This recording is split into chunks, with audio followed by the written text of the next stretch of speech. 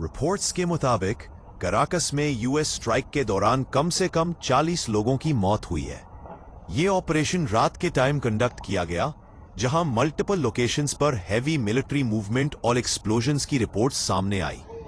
इसी ऑपरेशन के बाद Venezuelan president Nicolas Maduro and उनकी वाइफ को कैप्चर कर लिया गया और उन्हें तुरंत देश से बाहर शिफ्ट कर दिया गया। डोनाल्ड ट्रंप के हवाले से कहा जा रहा है कि मदुरो को यूएसएस लो जीमा, जो कि यूएस की वॉरशिप है, उस पर रखा गया और बाद में उन्हें न्यूयॉर्क ले जाया गया, जहां उन पर प्रोसिक्यूशन की तैयारी की जा रही है।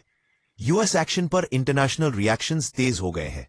न्यूयॉर्क के मेयर जोरन ममदानी ने इस ऑपरेशन को एक एक्ट ऑफ वॉर बताया है और कहा है कि किसी सॉवरन नेशन के सिटिंग प्रेसिडेंट को इस तरह कैप्चर करना ग्लोबल स्टेबिलिटी के लिए खतरनाक प्रेसिडेंट हो सकता है। उनके स्टेटमेंट के बाद यूनाइटेड स्टेट्स के अंदर भी पॉलिटिकल डिबेट और लीगल कंसर्न्स उठने लगे हैं। इसी बीच दुनिया के अलग अलग हिस्सों में रहने वाले वेनेजुएलन डायस्पोरा के रिएक्शंस बिल्कुल अलग नजर आ रहे हैं। कई लोगों ने मदुरो के रिमूवल को फ्रीडम का दिन कहा है। रिपोर्ट्स के मुताबिक कुछ कंट्रीज में वेनेजुएलन कम्युनिटी के लोग सड़कों पर उतरकर सेलिब्रेशंस करते हुए दिखाई दिए, जहां उनका कहना है कि वेनेजुएला एक नए पॉलिटिकल फेज में एंटर कर रहा है। फिलहाल सिचुएशन रैपिडली डेवलप हो रही है।